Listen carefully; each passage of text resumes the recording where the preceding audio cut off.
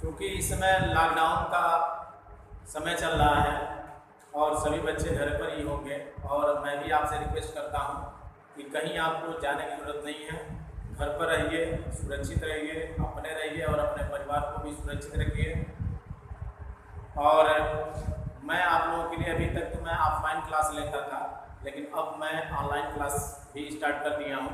और आपको कहीं जाने की ज़रूरत नहीं है, आपको बस कैरियर कोचिंग सेंटर संगवार हैरोली बाजार कुशीनगर यूट्यूब पर ढूंढना है, अथवा अगर वो नहीं ढूंढते हैं तो सिर्फ ओमवीर सिंह उसमें भरिएगा यूट्यूब में, और तुरंत आपका वो मेरा चैनल खुल जाएगा और आपको अच्छी वीडियो जो है प्राप्त हो जाएंगे। ठीक है, तो कहने मतलब यह है कि हम सभी भारत के नागरिक हैं और हम सभी लोगों को इस कोरोना महामारी से बचना है और अपने समाज को भी बचाना है।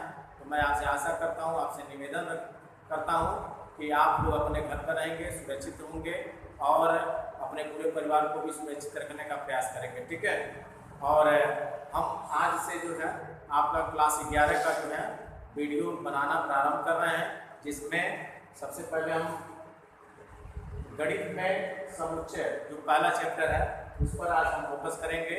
इसके बारे में आज आपको बताया जाएगा और जिससे आपको अधिक से अधिक लाभ मिलेगा। एकदम विश्वास रखिए, आपको आनंद आ जाएगा, किसी प्रकार की दिक्कत नहीं होगी, आपको कहीं भटकना नहीं है। ठीक है, जैसे ऑफलाइन में हम क्लास लेते हैं उसी तरह से ऑनलाइन क्लास भी मेरा चलेगा।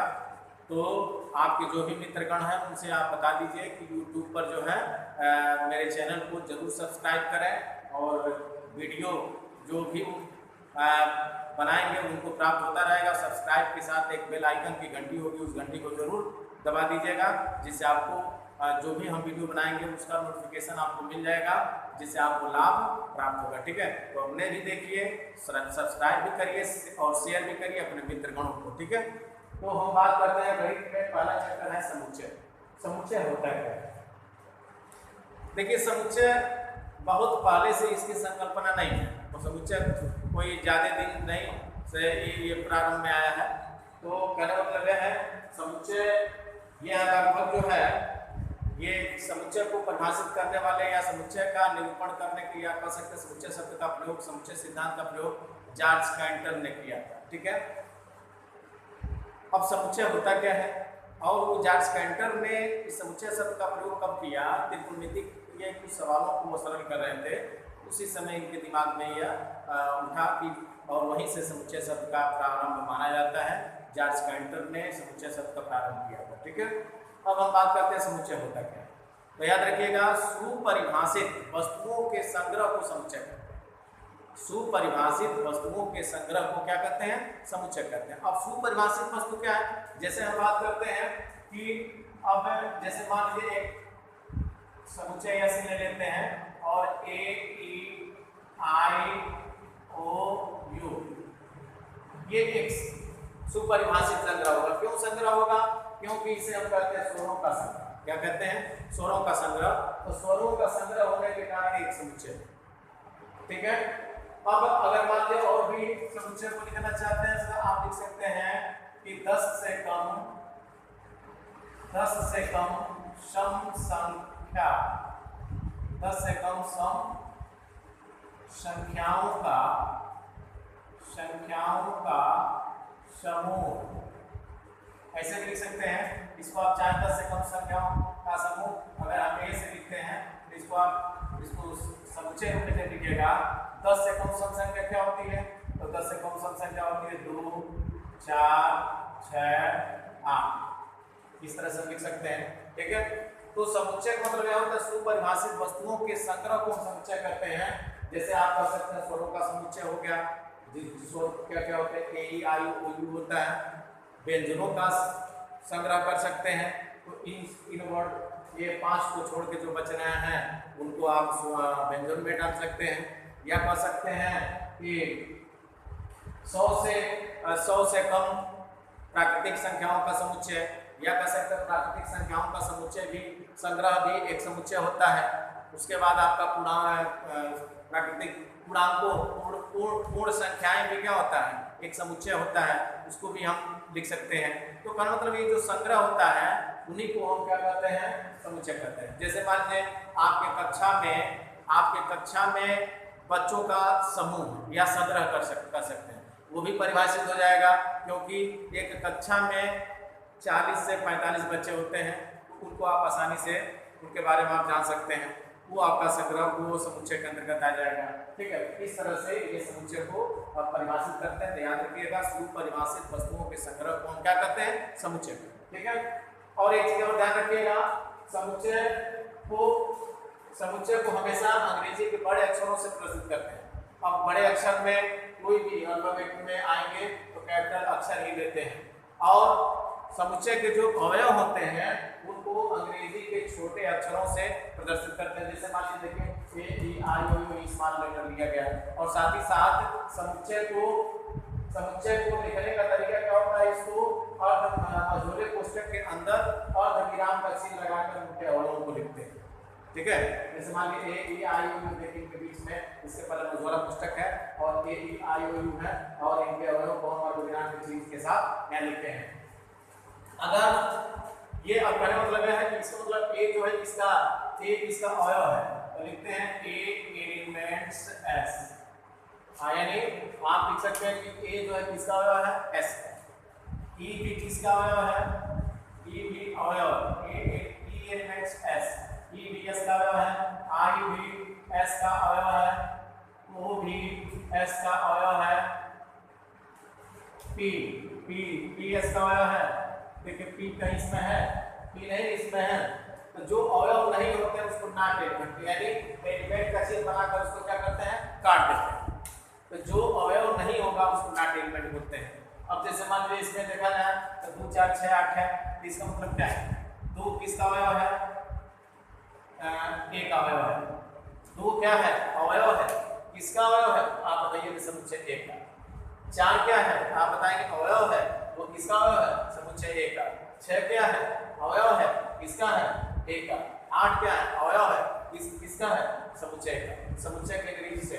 ठीक है, तो कहने मतलब है कि समुच्चय को लिखने का तरीका होता है कि मझोले कोष्ठक के अंदर अर्धविराम का चिन्ह लगाकर लिखते हैं। ठीक है, और समुच्चय को हमेशा अंग्रेजी के बड़े अक्षरों से प्रदर्शित करते हैं, A B C D E F G H, जो भी लेना चाहे आप ले सकते हैं, लेकिन कैपिटल यूज करिएगा। ठीक है, और अगर उनके अवयव आते हैं और अल्फाबेट वाले हैं तो उनको अंग्रेजी के छोटे अक्षरों से लिखते हैं। बाकी अंक में आते हैं तो अंक में ऐसे दर्शा दीजिएगा, माने स्वरों का समुच्चय संग्रह हो गया, व्यंजनों का संग्रह हो गया, प्राकृतिक संख्याओं का संग्रह हो गया, ये सब समुच्चय के अंतर्गत आते हैं। या मान लीजिए पूर्ण संख्या का संग्रह, ये सारे जो है समुच्चय के अंतर्गत आते हैं। ठीक है, ये आपको समझ मैंने आपका क्लियर हो रहा होगा कि समुच्चय होता क्या है। आप बताइएगा, सुपरिभाषित वस्तुओं के संग्रह को समुच्चय कहते हैं। अगर ये मान इस मझोले कोष्ठक के अंदर जो भी अवयव है तो इसके अवयव होते हैं।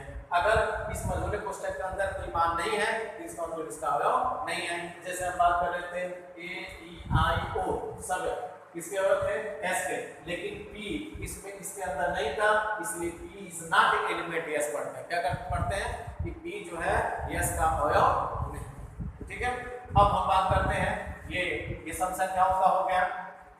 सम संख्याओं में देखिए 2 4 6 8, 2 का किसका अवयव है, 1 का, 4 भी किसका अवयव है, 1 का, 6 भी किसका अवयव है, 1 का, 8 भी किसका अवयव है, 1 का। लेकिन अगर हम बात करें 12, क्या 12 जो है 1 अवयव है, आप कहेंगे नहीं है। क्यों नहीं है, तो आप कहिएगा क्योंकि मझोले कोष्ठक के अंदर 12 तो दिखाई नहीं देगा, इसलिए जो है 12 अवयव नहीं है। तो क्या करिएगा, एलिमेंट्स का चिन्ह बना के उसको क्या करते हैं, काट देते हैं। इसका मतलब ये 12 जो है 1 अवयव नहीं। ठीक है, अब समुच्चय निरूपण की विधियां जान लीजिए। समुच्चय निरूपण की 2 विधियां याद रखिएगा। समुच्चय निरूपण की विधियां, समुच्चय निरूपण की विधियां,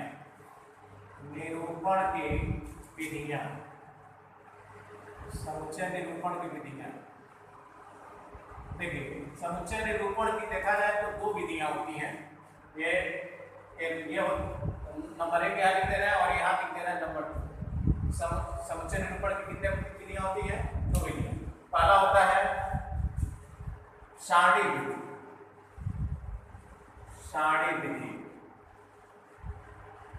या इसी को कहते हैं रोस्टर विधि। क्या कहेंगे बाबू?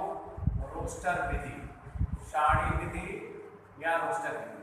अब ये सारणी विधि क्या होता है और दूसरा होता है नियम विधि या समुच्चय निर्माण विधि। नियम विधि या कह सकते हैं समुच्चय निर्माण, नियम विधि या समुच्चय निर्माण विधि, ये दो विधियां होती हैं। अब होता क्या है, थोड़ा सा इस पर ध्यान देते हैं। सारणी विधि क्या होती है? तो सारणी विधि क्या होती है? सारणी विधि वह विधि होती है जिसमें समुच्चय के अवयवों को मझोले कोष्ठक के अंदर अर्धविराम का चिन्ह लगाकर लिखते हैं। जैसे ऊपर की बात करते हैं, ये सारणी विधि। सारणी विधि वह विधि होती है जिसमें समुच्चय, कोई भी समुच्चय के अवयव हो उनको मझोले कोष्ठक के अंदर अर्धविराम का चिन्ह लगाकर लिखते हैं। 1 3 5 7 9, ठीक है, ये होता है सारणी। इसको हम क्या कहेंगे? सारणी। अगर आपसे कोई पूछे सारणी विधि होता क्या है तो आप बताइएगा कि ऐसी विधि जिसमें समुच्चय के अवयवों को मझोले कोष्ठक के अंदर अर्धविराम का चिन्ह लगाकर लिखते हैं, ऐसी विधि को हम क्या कहेंगे? सारणी विधि। क्या कहेंगे? सारणी विधि या रोस्टर, ठीक है। नियम विधि क्या होती है तो आप बताइएगा। नियम विधि वह विधि होती है जिसमें समुच्चय के अवयवों को एक विशेष गुण से प्रदर्शित करते हैं। जैसे हम बात करें कि मान लीजिए कोई समुच्चय है, अगर ऐसे लिख दिया जाए कि 10 से एक,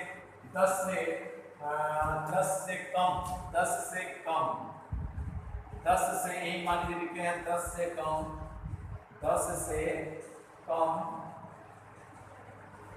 सम संख्याओं का समूह या संग्रह, 10 से कम सम संख्याओं का समूह। अगर हम इसको लिखना चाहें तो इसको किसी भी समुच्चय को अंग्रेजी में बड़े अक्षरों से लिखते हैं, कोई भी अक्षर ले सकते हैं, मान लेते हैं P लेते हैं, और इसको अगर हम लिखना है तो क्या लिखेंगे? x 10 से कम, यानी आप लिख सकते हैं 10 से कम सम संख्याओं का समुच्चय है तो लिख सकते हैं 10 से कम सम संख्या, 10 से कम या 10 से कम सम संख्या, कैसे लिख सकते हैं? x 10 से कम क्या हो जाएगा? सम संख्या हो जाएगी। इस तरह से हम इसको दर्शा सकते हैं, ठीक है। 10 से कम यानी x 10 से कम सम संख्या। या मान लीजिए आप कर सकते हैं और भी अगर लिखना चाहते हैं, जैसे मान लो q है, एक समुच्चय है, या लिख सकते हैं कि स्वरों का संग्रह या समूह का सकते हैं। तो स्वरों का समूह लिखना होगा तो q बराबर क्या लिखेंगे? मझोले कोष्ठक में स्वर के लिए लिख सकते हैं। ऐसे अगर इसको नियम विधि या समुच्चय निर्माण विधि से लिखना होगा क्या लिखेंगे? x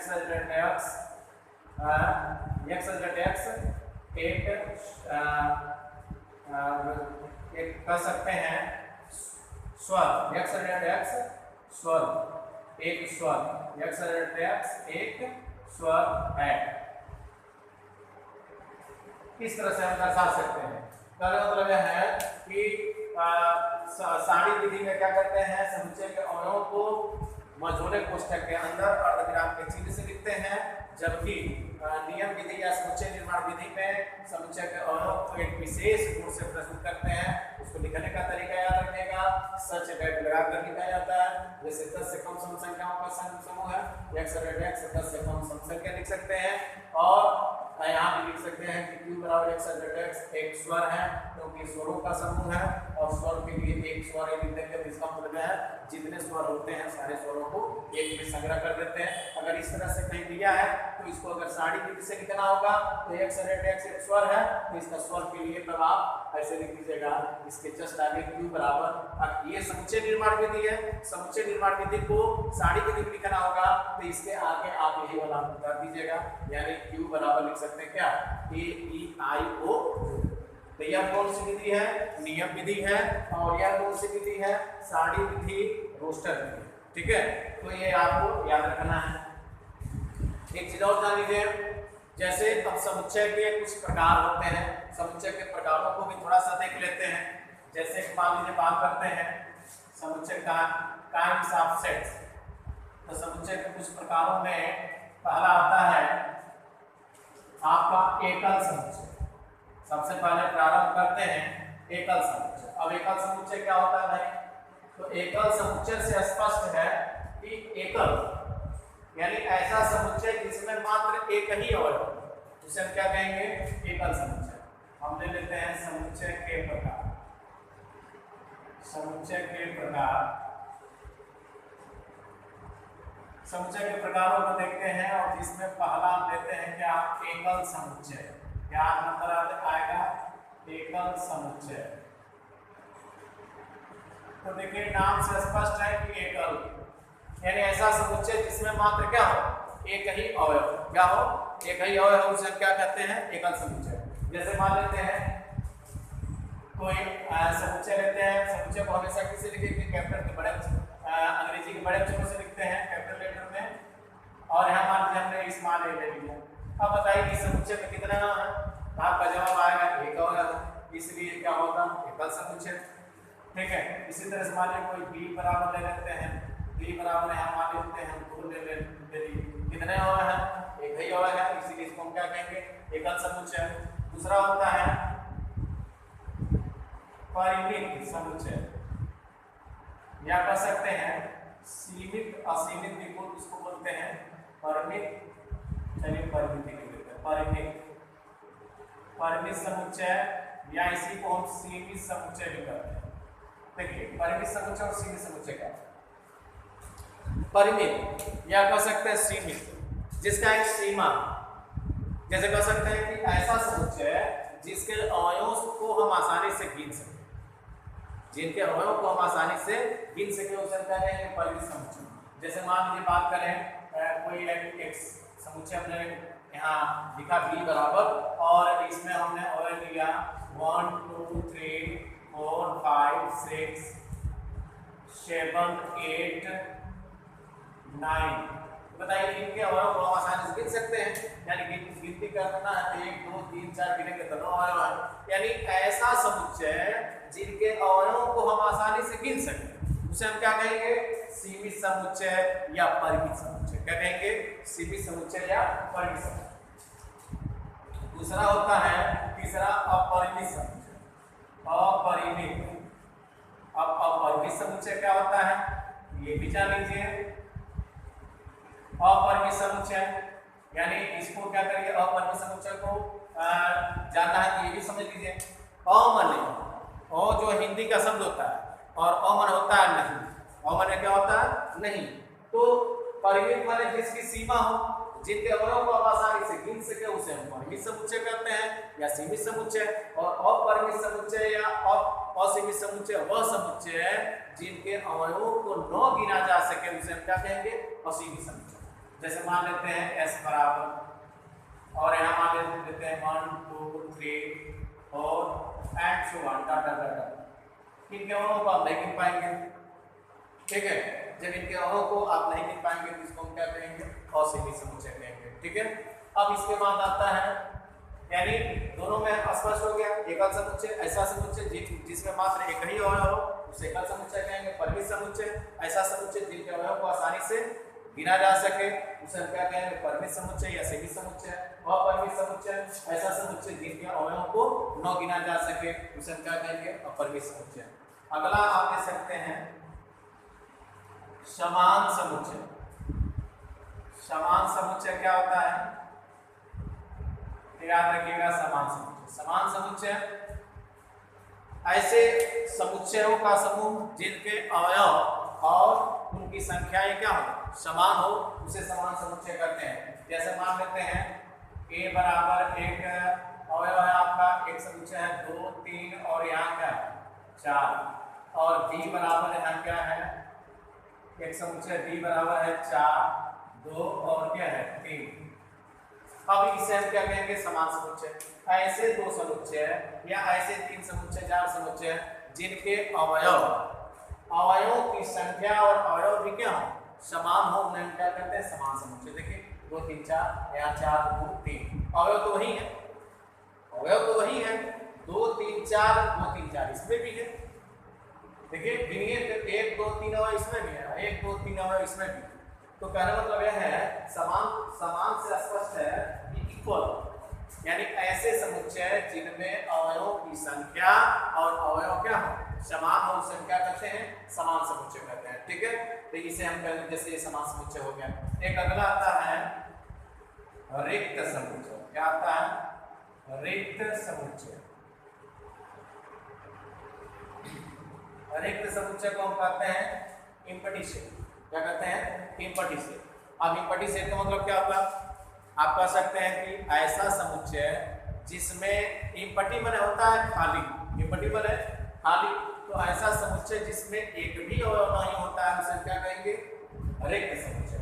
अब मान लीजिए हमने एक समुच्चय लिया C और ऐसे लिख दिया। अब बताइए इसमें कोई अवयव दिख रहा है? जब कोई अवयव नहीं दिख रहा है तो इसे हम क्या कहेंगे? रिक्त समुच्चय। तो ऐसा समुच्चय जिसमें एक भी अवयव नहीं होता उसे क्या कहते हैं? रिक्त समुच्चय। और रिक्त समुच्चय को अगर आप ये नहीं लिखना चाहते हैं तो इसके जगह आप लिख सकते हैं फाई। क्या लिखेंगे? फाई। इसको ग्रीक अक्षर है फाई बोलते हैं, इसकी जगह आप डायरेक्ट ये लिख सकते हैं। तो रिक्त समुच्चय को किससे लिखते हैं? फाई से भी लिखते हैं। और मझोला कोष्ठक बनाकर उसमें एक भी और अवयव अगर आप दर्शाते नहीं हैं तो उसे क्या कहेंगे? रिक्त समुच्चय। ठीक है, तो याद रखिएगा समुच्चय क्या होता है। समुच्चय के बारे में आपको अभी मैं जस्ट बताया हूँ कि सुपरिभाषित वस्तुओं के संग्रह को हम क्या कहते हैं? समुच्चय कहते हैं। और इस समुच्चय शब्द का, समुच्चय सिद्धांत का सर्वप्रथम किसने प्रयोग किया था? तो जॉर्ज कैंटर ने किया था। और ये कब किया था? तो ये त्रिकोणमिति के कुछ सवालों को वो सरल कर रहे थे, उसी समय इसकी आवश्यकता हुई थी। और समुच्चय में समुच्चय के प्रकार आपको अभी मैं पढ़ाया हूँ। एकल समुच्चय, परिमित समुच्चय, परिमित समुच्चय, समान समुच्चय, रिक्त समुच्चय।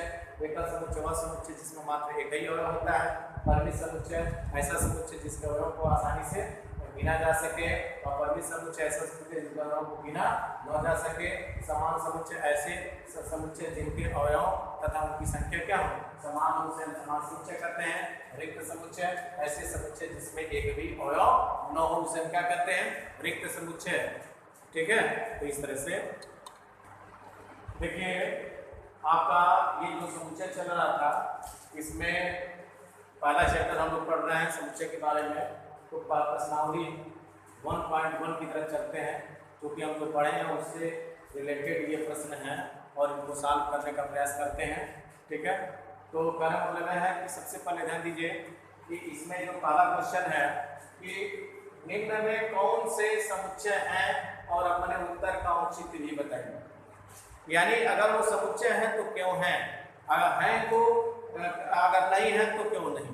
ठीक है, ये औचित्य भी आपको बताना है। जैसे जे अक्षर से पढ़ा दिया है, जे अक्षर से प्रारंभ होने वाले वर्ष के सभी महीनों का संग्रह। अब आप जानते हैं कि वर्ष में 12 महीने होते हैं और जे अक्षर से प्रारंभ होने वाले अगर महीनों की बात करें तो एक समुच्चय हमने दिया तो क्या क्या आपका है? जनवरी, जून और क्या है भाई? जुलाई। इसके अतिरिक्त भी कोई महीना होता है क्या जो जे अक्षर से प्रारंभ होता है? तो मतलब जे अक्षर से प्रारंभ होने वाले वर्ष के सभी महीनों का संग्रह। तो क्योंकि वर्ष में 12 महीने होते हैं और 12 में 3 महीने जे से प्रारंभ हो रहे हैं, इनको आप आसानी से गिन सकते हैं। आज जिस समुच्चय को हम गिन लेते हैं वो कौन सा समुच्चय होता है? वो परिमित समुच्चय होता है, जिसको हम सीमित समुच्चय भी कहते हैं। ठीक है, तो इसलिए यह समुच्चय है। ठीक है, अगला है मुझे कहना कि भारत के 10 सबसे अधिक प्रतिभाशाली लेखकों का संग्रह। अब प्रतिभाशाली लेखकों का संग्रह मतलब यह है अलग अलग व्यक्तियों के लिए अलग अलग लोग प्रतिभाशाली होते हैं। हमारे लिए 10 लेखक, हमारे लिए कुछ कोई और होगा, वही किसी दूसरे व्यक्ति के लिए उनके लिए प्रतिभाशाली अलग होगा। जैसे अगर मान लिया हम कहें कि विश्व के 11 सर्वश्रेष्ठ बल्लेबाजों का संग्रह, तो हमारे लिए 11 बल्लेबाज अलग होंगे, हमारे जो मित्र हैं उनके लिए अलग होंगे, आपके लिए 11 बल्लेबाज अलग होंगे। तो कोई सर्वश्रेष्ठ का परिभाषा आज तक नहीं दिया गया, इसलिए ये भारत के 10 सबसे अधिक प्रतिभाशाली लेखकों यानी प्रतिभाशाली लेखकों के लिए कोई विशेष उसको परिभाषित आप नहीं कर सकते हैं, इसलिए यह समुच्चय नहीं है। ये है जबकि ये क्या है? ये समुच्चय नहीं है, ये समुच्चय नहीं है। ठीक है, क्यों नहीं है? तो कहने मतलब प्रतिभाशाली अलग अलग व्यक्तियों के लिए अलग अलग लोग होंगे, इसलिए इसको परिभाषित नहीं कर सकते। विश्व के सर्वश्रेष्ठ 11 बल्लेबाजों को देखिए, अभी हम बात कर रहे थे 11 बल्लेबाजों का संग्रह किया जाए, हमने अभी आपको बताया है कि ये भी समुच्चय नहीं होगा, क्योंकि मेरे नजर में 11 सर्वश्रेष्ठ बल्लेबाज दूसरे होंगे, आपके नजर में 11 जो आपके पसंदीदा होंगे उनको आप उसमें शामिल करेंगे। हो सकता है मेरे लिए विराट कोहली, उसके बाद सुरेश रैना, या मान लीजिए दक्षिण डेल स्टैन, इन सब लोगों को हम ले सकते हैं, आपके लिए अलग अलग होंगे, इसलिए उसको परिभाषित नहीं कर सकते हैं, इसलिए यह भी जो समुच्चय नहीं है। समुच्चय क्या है? नहीं, ये भी समुच्चय नहीं, यानी पहला समुच्चय था, दूसरा तीसरा समुच्चय नहीं। अब चौथे की बात करते हैं, आपकी कक्षा के सभी बालकों का संग्रह। अब आपकी कक्षा में बालकों का संग्रह, जैसे मान लीजिए कक्षा में बहुत होंगे तो 45, 50, 60 बच्चे होते हैं, जिनको आप आसानी से गिन सकते हैं, उनको आसानी से आप जान सकते हैं, इसलिए इसको परिभाषित कर सकते हैं। कक्षा के सभी बालकों को परिभाषित कर सकते हैं, इसलिए समुच्चय क्या है? ये समुच्चय है। 100 से कम सभी प्राकृतिक संख्याओं का संग्रह, ये भी समुच्चय है। क्यों 100 से कम सभी प्राकृतिक संख्याएं? तो मान लीजिए s बराबर 100 से कम लेना है तो 1 से लेकर कहां तक जाएंगे? 1 2 3 4 एंड सो ऑन, कहां तक जाओगे? 99। इसको हम परिभाषित कर सकते हैं, क्योंकि ये कौन सा समुच्चय है? परिमित समुच्चय। इसको हम गिन सकते हैं, कितने हो रहे हैं, इनको आप आसानी से गिन सकते हैं। तो 100 से कम सभी प्राकृतिक संख्याओं को का संग्रह जो समुच्चय है। ठीक है, इसमें देखिए लेखक प्रेमचंद द्वारा लिखित उपन्यासों का संग्रह, तो कहने मतलब लेखक जो प्रेमचंद हैं तो उनके उपन्यास इतने नहीं लिखे हैं कि आप उनको गिन ना पाए, उनका आप संग्रह कर सकते हैं। गोदान है इनका, प्रेमचंद का है, तो कहने मतलब गोदान का उपन्यास होता है, गबन है, इस तरह से उनके कुछ उपन्यास जो है उनको आप संग्रह कर सकते हैं। तो ये जो है ये परिभाषित है, इसलिए समुच्चय है। क्या है? ये समुच्चय है। अगला हम देखते हैं सभी पूर्णांकों का संग्रह। अब जितने पूर्णांक है, पूर्णांक में आपको बताया गया था कि एक ऋण पूर्णांक होता है, धन पूर्णांक होता है। इधर मान लीजिए -∞ से आप इधर आप चल सकते हैं -4 -3 -2 -1 फिर 0 फिर 1 2 एंड सो ऑन, डाटा ऐसे चल सकते हैं। इधर भी डाटा करके इधर लगा सकते हैं। तो पहले मतलब इन पूर्णांकों को हम परिभाषित कर सकते हैं। पहले बताया था कि जितने पूर्णांक हैं उनको भी ऊपर संग्रह कर सकते हैं, पूर्णांकों का संग्रह कर सकते हैं। उसके बाद आपका प्राकृतिक संख्याओं का संग्रह कर सकते हैं, पूर्ण संख्याओं का संग्रह कर सकते हैं, ये सब समुच्चय के अंतर्गत आते हैं। तो सभी पूर्णांकों का संग्रह क्या है? एक समुच्चय है। इस अध्याय में आने वाले प्रश्नों का संग्रह भी क्या है? एक समुच्चय है। क्यों? क्योंकि इस अध्याय में जितने प्रश्न होंगे उनको आप आसानी से गिन सकते हैं। आप गिन सकते हैं तो किस समुच्चय के अंतर्गत आएगा? तो परिमित समुच्चय के अंतर्गत आएगा, इसलिए ये भी समुच्चय है। विश्व के सबसे अधिक खतरनाक जानवरों का संग्रह, तो ये तो समुच्चय है, लेकिन ये खतरनाक वाला नहीं, ये समुच्चय नहीं है। क्यों नहीं है? आप अभी तक जो है खतरनाक का कोई परिभाषा, खतरनाक जानवरों के लिए कोई शब्द परिभाषित नहीं किया गया, क्योंकि हमारे लिए कुछ जानवर हमारे लिए खतरनाक होंगे, लेकिन वही दूसरे व्यक्ति के लिए वही जानवर उनके लिए क्या होंगे? प्रिय होंगे। ठीक है, तो ये खतरनाक जानवरों के लिए इसको परिभाषित नहीं कर सकते, इसलिए समुच्चय नहीं है। इस तरह से देखिए ये पहले चैप्टर का एक सवाल हम लोगों ने कर लिया, मैं रिपीट कर दे रहा हूँ। जे अक्षर से प्रारंभ होने वाले वर्ष के सभी महीनों का संग्रह, जिसमें जे अक्षर आता है जनवरी जून जुलाई, इनको हम गिन सकते हैं। ये परिमित समुच्चय के अंतर्गत आएंगे, इसलिए समुच्चय है। भारत के 10 सबसे अधिक प्रतिभाशाली लेखकों का संग्रह, इस प्रतिभाशाली लेखकों के लिए परिभाषित हम नहीं कर सकते हैं, इसलिए समुच्चय नहीं है। विश्व के सर्वश्रेष्ठ 11 बल्लेबाजों का संग्रह यानी सर्वश्रेष्ठ को हम परिभाषित नहीं कर सकते हैं, इसलिए ये भी समुच्चय नहीं है। आपकी कक्षा के सभी बालकों का संग्रह, एक कक्षा में सभी बालकों को हम आसानी से गिन सकते हैं, उनको जान सकते हैं, इसलिए वो परिभाषित है, इसलिए समुच्चय है। 100 से कम सभी प्राकृतिक संख्याओं का संग्रह, 100 से कम प्राकृतिक संख्याओं को हम आसानी से लिख सकते हैं, ये भी समुच्चय है। लेखक प्रेमचंद द्वारा लिखित उपन्यासों का संग्रह, इनको भी हम आसानी से इनके किताबों को एक जगह इनके उपन्यासों को संग्रह कर सकते हैं, इसलिए परिभाषित है, इसलिए समुच्चय है। यहाँ पर सभी समपूर्णांकों का संग्रह, जितने समपूर्णांक हैं, समपूर्णांक तो समपूर्णांक की जगह समपूर्णांक में आपको लिखना था, समपूर्णांक में आप लिख सकते हैं -4 -2 ऐसे लिख सकते हैं जो समपूर्णांक और विषम पूर्णांक। और इधर मान लीजिए 4 2 या 2 4 8 एंड सो ऑन इधर भी कर सकते हैं। इधर आपका समपूर्णांक के अंतर्गत कर सकते हैं। तो ये समपूर्णांक को परिभाषित कर सकते हैं। उसके बाद इस अध्याय में आने वाले प्रश्नों का संग्रह, तो इस अध्याय में जितने भी प्रश्नों का आप संग्रह कर सकते हैं उनको आप जान सकते हैं, गिन सकते हैं। इसलिए प्रति समुच्चय के अंतर्गत आएंगे, ये भी समुच्चय है। विश्व सबसे अधिक खतरनाक जानवरों का संग्रह, तो खतरनाक जानवरों को हम परिभाषित नहीं कर पाएंगे, इसलिए ये समुच्चय नहीं है। हमें उम्मीद है कि आपको ये वीडियो समझ में आया होगा और मैं चाहूँगा कि इस वीडियो को आप बढ़िया से देखें, लाइक करें, सब्सक्राइब करें और भी बच्चों को प्रेरित करें ताकि अधिक से अधिक बच्चे जो है इसका लाभ उठा सकें। बहुत बहुत धन्यवाद।